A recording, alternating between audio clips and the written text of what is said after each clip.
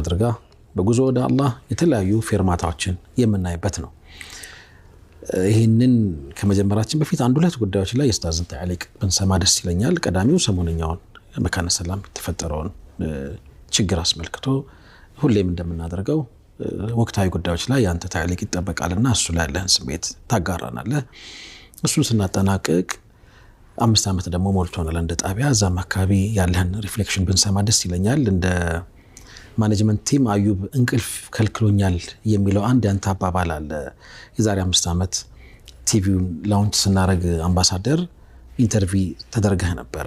ሶፊያ ነበረች ኢንተርቪ ያደረገች። አሁን ላይቭም ላይ ስናሳየው ነበርና ከናንተ የሚዲያ አብዮት ተጠብቃለሁ ብለህ ነበረ። በሚዲያው ዓለም አብዮት ይፈጥራል ብዬ ተስፋ አደርጋለሁ።